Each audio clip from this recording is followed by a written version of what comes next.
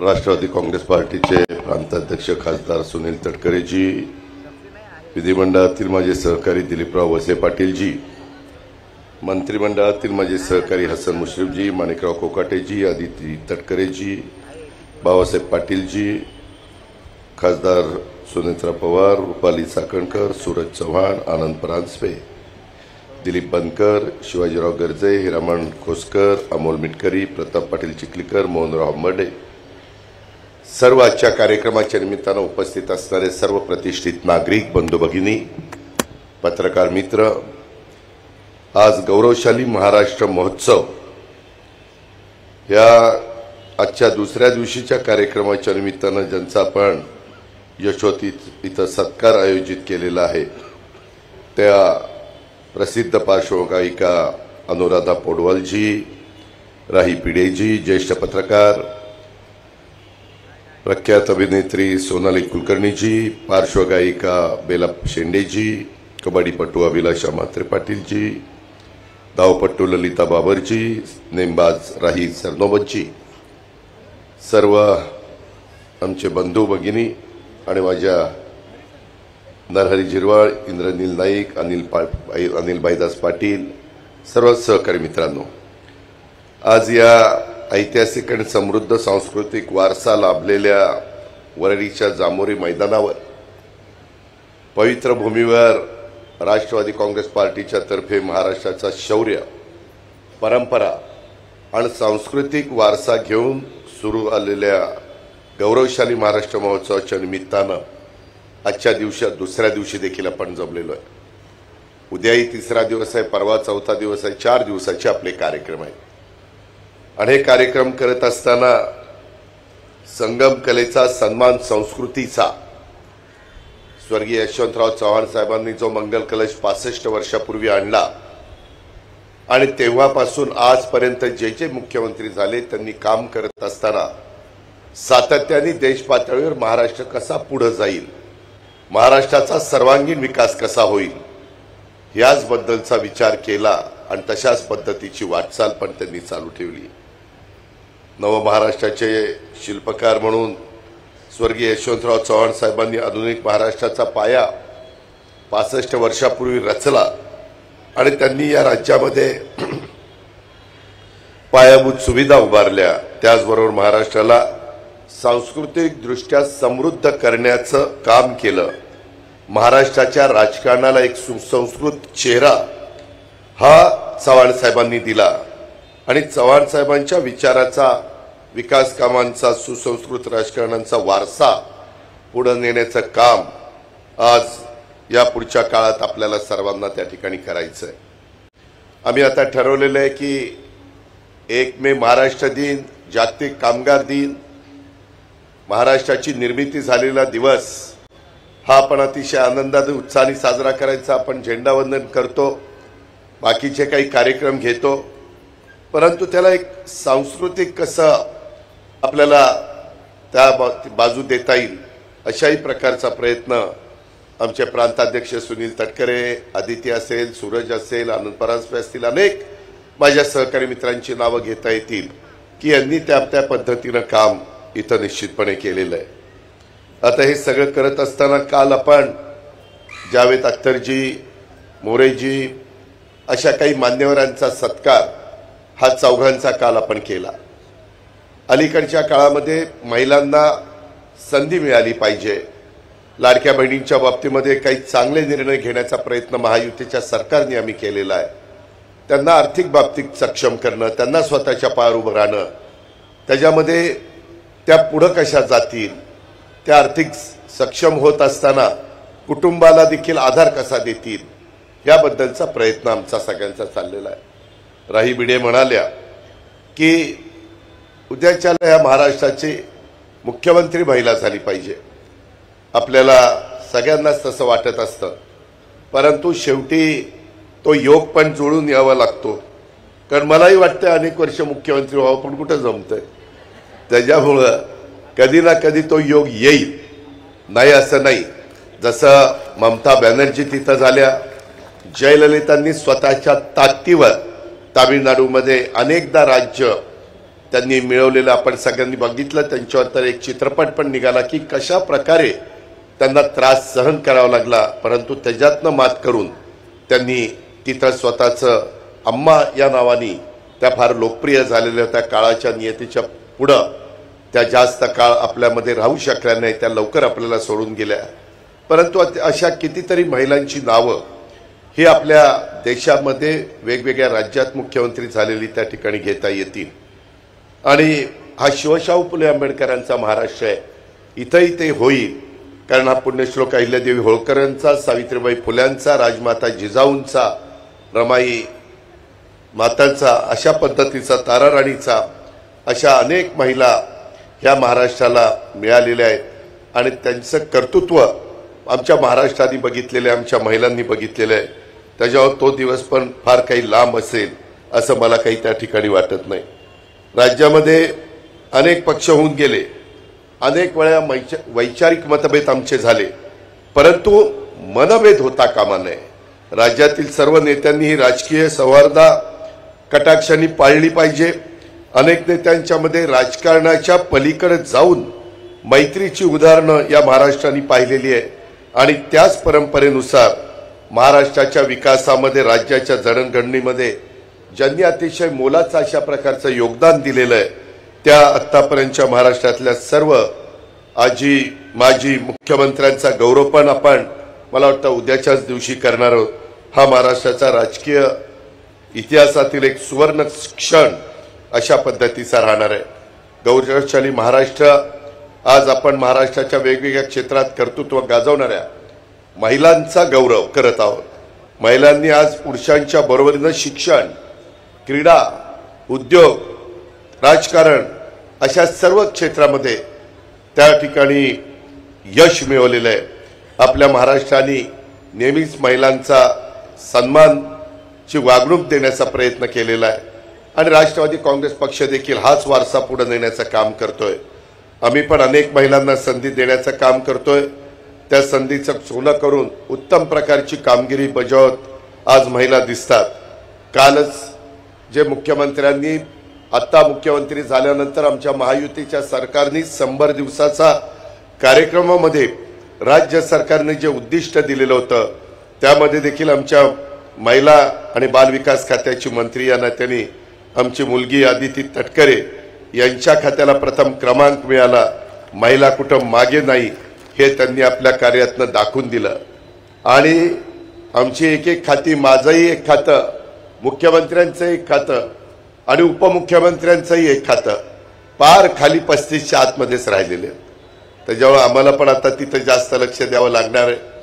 शेवटी आम्ही ज्यावेळेस पडदा लावतो त्यावेळेस ती निकोप असली पाहिजे, ती अतिशय पारदर्शक असली पाहिजे. आणि तोच प्रयत्न आम्ही राज्य सरकारच्या माध्यमातून केलेला आहे. ह्याची पण जाणीव मी आपल्या सर्व सहकाऱ्यांना या निमित्तानं देतो. आज इथं अनुराधा पौडवाल या प्रसिद्ध पार्श्वगायिका आहे. त्यांनी हिंदी चित्रपटसृष्टीमध्ये प्रामुख्याने काम केलं. मराठी, तामिळ, ओडिया, नेपाळी, बंगाली आणि कन्नड भाषातील चित्रपटांच्या करता देखील त्यांनी गाणी गायलेली आपण सगळेजण ऐकतो. आपल्या गाण्यांनी रसिकांना मंत्रमुग्ध करण्याचं काम हे अनुराधा पौडवालजींनी केलं. 73 मध्ये, अगदी सुरुवातीला 73 साल म्हणजे त्याला आज 50 वर्षापेक्षा जास्त काळ होऊन गेला. अभिमान या चित्रपटातून गायनाला सुरुवात त्यांनी केली. अमिताभ आणि जया भादुडीचा तो चित्रपट होता. त्यांनी अनेक लोकप्रिय चित्रपटातील गाण्यांना आवाज देण्याचं काम केलं. त्यात दिल है की मानता नहीं, सडक, आशिकी, बेटा आणि तेजाब यांचा समावेश होता. असा कितीतरी चित्रपटांची नावं घेता येतील की त्यांनी गायलेल्या अनेक भक्तिगीतांच्या मुळे देखील त्यांची एक खास ओळख ही भारतामध्ये निर्माण झालेली आहे, जगामध्ये निर्माण झालेली आहे.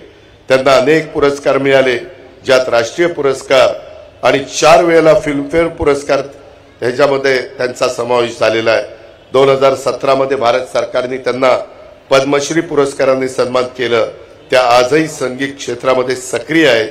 त्यांच्या मधुर आवाजांसाठी त्या ओळखल्या जातात. ही बाब आपल्याला कदापि त्या ठिकाणी विसरता येणार नाही. आणि अशा पद्धतीनं हिंदी सह विविध भाषातून त्यांनी केलेल्या गीत गाण्याच्या अनेकांच्या आयुष्यात आनंदी केलं। धक धक करने लगा सारख्या असंख्य लोकप्रिय गाण्यांच्या पासून त्यांनी खूप काही चांगली गाणी आणि सामाजिक क्षेत्रामध्ये देखील त्याचा उल्लेख मगाशी करण्यात आला। निस्पृह भावनेनं त्या योगदान देत आलेल्या त्या समाज कार्यामध्ये देखील जवळपास 50 वर्षांहून अधिक काळ त्यांनी केलेली संगीत साधनेचा आणि त्या साधनेतून दाखवलेल्या अफाट कर्तृत्वाला आज इथं वंदन केले जातंय। माझ्यासारख्या संगीत प्रेमींच्यासाठी ही अतीव आनंदाची बाब आहे। मी त्यांचं मनापासून अभिनंदन करतो, कौतुक करतो। खरं तर महिला इतक्या बसलेल्या आहेत, आज महिलांचा सन्मान होतोय, पण का टाळ्या वाजवत नाही तेच मला काही कळत नाही। सांगावं लागतंय, मुख्यमंत्री करा कसं सांगतात तसं इकडे टाळ्या वाजवायला काय होतं। ठीक आहे मित्रांनो, जसं अनुराधाताईंचा आपण सत्कार केला त्याच्यामध्ये आपल्या सोनाली कुलकर्णी या मराठी चित्रपट आणि हिंदी चित्रपट सृष्टीमध्ये एक प्रसिद्ध अभिनेत्री म्हणून त्यांची ओळख आहे। त्यांनी मराठी, हिंदी, तमिळ, तेलुगू, बंगाली, इटालियन, इंग्रजी अशा विविध भाषांमधल्या जवळपास 80 चित्रपटामध्ये त्यांनी आतापर्यंत कामं केली। त्या एक निपुण भरतनाट्य नृत्यांगना देखील आहेत। सोनाली या राष्ट्रीय चित्रपट पुरस्कार आणि 4 महाराष्ट्र राज्य चित्रपट पुरस्कार आणि 4 फिल्मफेअर मराठी पुरस्कार असं अनेक पुरस्कार त्यांनी मिळवलेले आहेत। 2010 मध्ये त्यांना महाराष्ट्र सरकारकडून व्ही शांताराम विशेष योगदान पुरस्काराने देखील सन्मानित त्या ठिकाणी करण्यात आलेलं आहे। अशा प्रकारच्या ह्या आपल्या भगिनी त्यांनी स्वतःच्या अभिनयातनं आपल्या सर्वांचं लक्ष वेधून घेतलंय। त्या एक सजग, स्वतःचं ठाम मत असणारी व्यक्ती म्हणून देखील त्यांनी आपली स्वतःची वेगळी ओळख ही महाराष्ट्रात आणि देशात निर्माण केलेली आहे। पडद्यावर विविध भाषातील चित्रपटात वेगळ्या भूमिका साकारण्यात जसा त्यांचा हातखंडा आहे, तसंच सार्वजनिक जीवनात चुकीच्या गोष्टीबद्दल जाहीर भूमिका घेण्यात त्या अग्रेसर राहिलेल्या आहेत। त्या बुद्धी प्रामाण्यवादी असणाऱ्या सोनाली कुलकर्णी यांचं हे माणूसपण त्यांच्यातील कलावंता इतकंच मोठं आहे आणि त्याच्यामुळे मी त्यांचंही खूप खूप मनापासून अभिनंदन करतो। आज त्यांच्या या सगळ्या मान्यवर महिलांच्यामुळं त्या सन्मानाची उंची वाढलेली आहे, त्या पुरस्काराची उंची वाढलेली आहे, हे मी अतिशय अभिमानाने या निमित्तानं इथं सांगतो। खरं तर ललिता तिच्या घरचा काही प्रॉब्लेम होता म्हणून ती गेली, लवकर गेली। ललिता ही लांब पल्ल्याची धावपट्टू, महाराष्ट्रातील सातारा जिल्ह्यातील अतिशय दुष्काळी भाग माण तालुक्यातील मोही या छोट्याशा गावातून आलेल्या ललिताने प्रामुख्याने 3000 मीटर स्लीपर चेस शर्यतीमध्ये भाग घेतला आणि या प्रकारची ती भारताची राष्ट्रीय विक्रमवीर तसंच आशियातील सर्वोत्कृष्ट धावपट्टी ठरलेली आहे। तिने 2024च्या आशियाई क्रीडा स्पर्धेत रौप्य पदक मिळवलं। ललिताला अर्जुन पुरस्कार मिळाला। 2015 मध्ये क्रीडा मंत्रालयाकडनं sports person of the year हा देखील पुरस्कार त्या ठिकाणी ललिताला मिळालेला आहे। अतिशय गरिबीतनं कष्टातनं पुढे आलेली ही आपली मुलगी आज एक उत्तम पद्धतीचा संस्कार करते आणि त्याच्यातून तिला नवीन पण खेळाडू मनापासून तयार करण्याची तिची इच्छा आहे। ही पण मगाशीच तिनं आपल्या सगळ्यांच्या समोर त्या ठिकाणी बोलून दाखवलेली आहे। पी.टी. उषा यांच्यानंतर दीर्घ पल्ल्याची पहिलीच धावपटू असणाऱ्या ललिता बाबर ज्या परिस्थितीतून ज्या परिसरातून आली तिथं ना क्रीडाचा वारसा होता, ना बाबर ज्या ठिकाणी राहत होती तिथं ना परिस्थिती पूरक होय किंवा आशियाई परिस्थितीत ललितानी जी धाव घेतली ती तिला विक्रमवीर करणारी ठरली। आशियातील सर्वोत्कृष्ट धावपटू म्हणून ओळख निर्माण करणाऱ्या ललिताने महाराष्ट्राच्या तमाम मुलींच्या पुढे एक आदर्श निर्माण केलेला आहे, हे पण आपल्याला विसरता येणार नाही किंवा नाकारता येणार नाही। बेला शेंडे या मराठी आणि हिंदी चित्रपटातील प्रसिद्ध पार्श्वगायिका। बेला यांनी मराठी, हिंदी, तामिळ, तेलुगू, मल्याळम, उर्दू यासह अनेक भाषांच्या मध्ये गाणी गायली।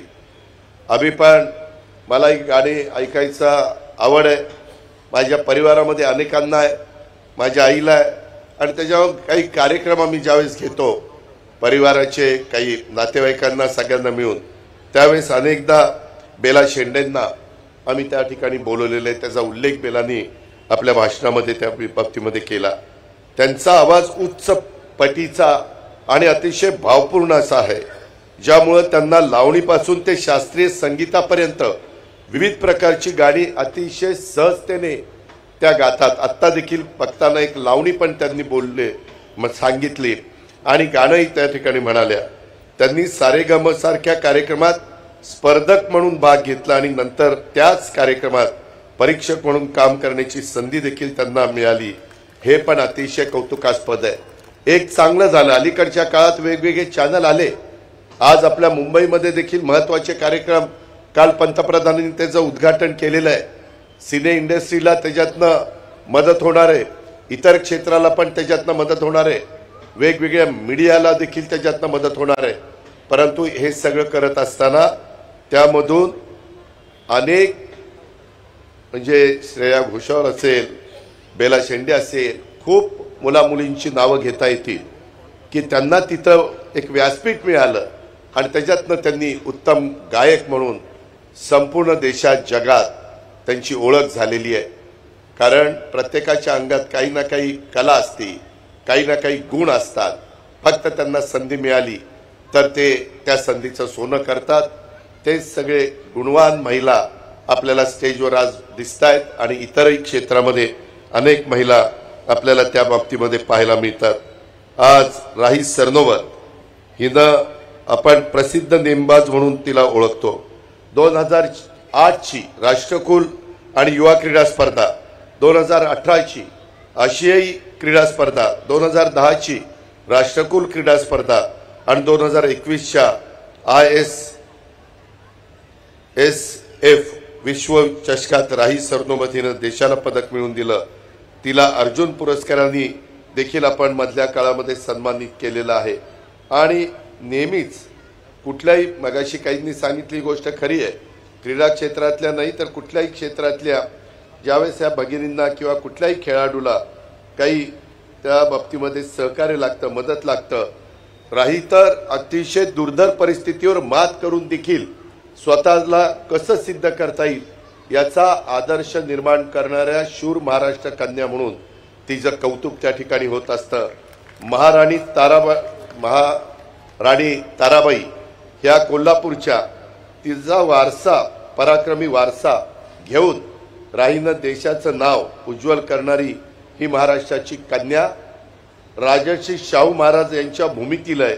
आशियाई क्रीडा स्पर्धेत भारताला पहिलं सुवर्ण पदक मिळवून देणाऱ्या या नेमबाज खेळाडूनं महाराष्ट्राचं नाव क्रीडा प्रकारात एका वेगळ्या क्षेत्रात मोठं केलं. परवाच आम्ही शिवछत्रपती पुरस्कार देत होतो, त्यावेळेस मी बघत होतो फार मोठ्या प्रमाणावर जिल्ह्याचा विचार केला तर माझ्या कोल्हापूर जिल्ह्यातले मुश्रीफ साहेब फार खेळाडू, म्हणजे त्यात मुलं असतील, मुली असतील, त्यांनी त्याच्यामध्ये प्रावीण्य मिळवलेलं आपण त्या ठिकाणी पाहतो.